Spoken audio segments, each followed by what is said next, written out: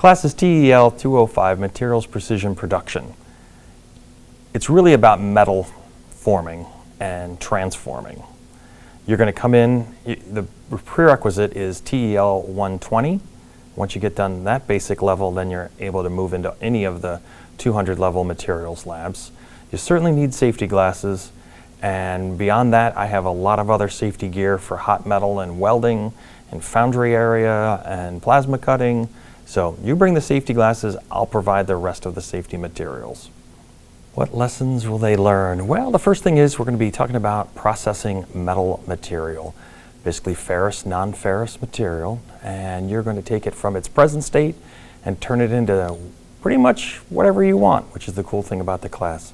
Design, build, fabricate things of your interest in the areas of sheet metal fabrication, mild steel fabrication, CNC mill and lathe work, CNC plasma on the sheet metal activity, and manual machining along with foundry.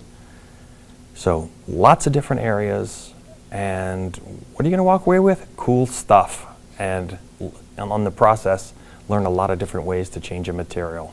My name is Anthony Amatrano. I'm a second-year sophomore at Oswego, and I am a technology education major. And previous to this class, I had very little metalworking experience. I did welding, did some work at home in my personal shop, and right now I've been working on this shot glass, piston themed shot glass, and I was doing a lot of lathe working, which I had no experience previous to the class at all.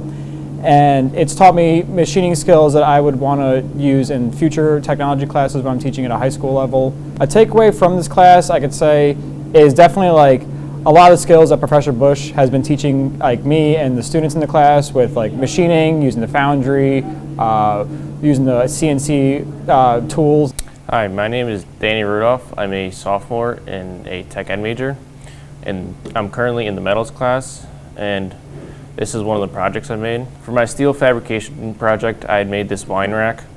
So first I had to cut this flat stock using the horizontal bandsaw to size, and then I welded each of it together. And then for the round stock, I had originally cut it on the horizontal bandsaw and then bended it, and then used a grinder to cut it to size, and then welded it together.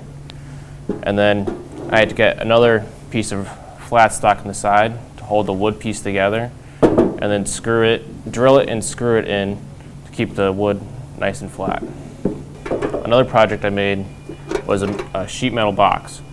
So I had to use fusion, and I used the plasma CNC cutter, and it cut out the box, and then I went and folded the box together, and then I did one for the bottom and one for the top, and then I had to weld the hinge on to make it fold, and then pop rivet each attachment on. That was my box.